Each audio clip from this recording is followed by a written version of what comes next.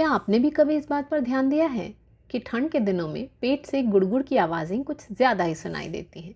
आइए जानते हैं कि इसकी वजह क्या है और कहीं ये हानिकारक तो नहीं है या फिर ये कब हानिकारक हो सकती है। ठंड के दिनों में पेट से गुड़गुड़ जैसी अजीब आवाज़ों का आना, जिन्हें मेडिकल भाषा में बोरबोरगमी कहा जाता है, ज़्यादा सुनाई देना इनका एक सामान्य बात है। ये आवाज़ें मुख्य रूप से हमारी आंतों में गैस, तरल पदार्थ और भोजन के मूवमेंट से तब पैदा होती हैं जब पेरिस्टालसिस यानी आंतों की मांसपेशियों के संकुचन की क्रिया होती है। यह भी सच है कि ठंड में गुड़गुड़ाहट ज़्यादा होती है। इसका मुख्य वैज्ञानिक कारण मौसम से जुड़े लाइफस्टाइल और फिजियोलॉजिकल बदलाव हैं जो पाचन की प्रक्रिया को प्रभावित करते हैं, जैसे कम फिजिकल एक्टिविटी और धीमा मेटाबॉलिज्म। ठंड में लोग अधिकतर घरों के भीतर ही रहते हैं और शारीरिक गतिविधियां कम हो जाती हैं, जिससे मेटाबॉलिज्म यानी शरीर के चयापचय की प्रक्रिया धीमी हो जाती है। इससे आंतों का मूवमेंट प्रभावित होता है, गैस ट्रैप हो जाती है और यह पेट में ज़्यादा आवाज़ें पैदा करती है। इसका दूसरा कारण है ठंड के मुताबिक शरीर की प्राथमिकता का बदलना।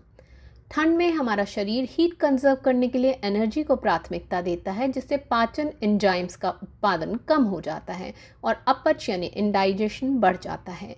इससे हाइड्रोजन और मीथेन जैसी गैसें ज़्यादा बनती हैं जो पेट से आने वाली गुड़गुड़ की आवाज़ का कारण बनती हैं।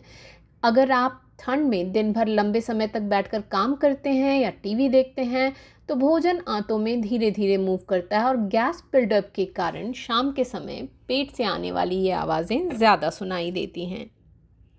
इन आवाज़ों के आने का तीसरा कारण है कम पानी का सेवन और डिहाइड्रेशन। ठंड में हमें प्यास भी कम लगती है और सामान्य से कम पानी हम पीते हैं। इससे पाचन रस गाढ़े हो जाते हैं और कब्ज बढ़ता है और आंतों में गैस का मूवमेंट ज़्यादा शोर पैदा करता है।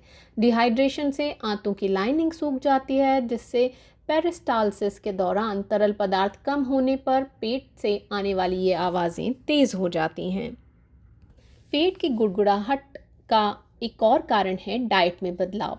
ठंड में लोग गर्म रहने के लिए ज़्यादा कैलोरी वाला तैलीय, मसालेदार, मीठा खाना और पकौड़े आदि खाते हैं। नट्स, मीट, सूप या चाय आदि का ज़्यादा सेवन करते हैं।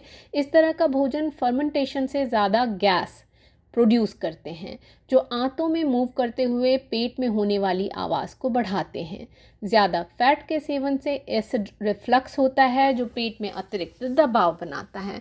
ठंड में अगर आप ज़्यादा तली हुई चीज़ें या कार्बोहाइड्रेट्स जैसे ब्रेड, पास्ता आदि खाते हैं तो हाथों में फ्रक्टोज और सॉर्बिटॉल जैसी गैसेस बनती हैं, जिससे सोते समय आपके पेट से गुड़गुड़ की आवाज़ ज़्यादा आती है।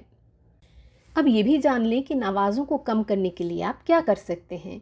इसके लिए आप पानी ज़्यादा पिएं, समय पर भोजन करें, संतुलित भोजन करें, रोज़ व्यायाम करें, काम करते हुए लगातार बैठे ना रहें बल्कि बीच में उठ कर ब्रेक लेते रहें, सर्दी से बचाव के लिए गर्म कपड़े पहनें।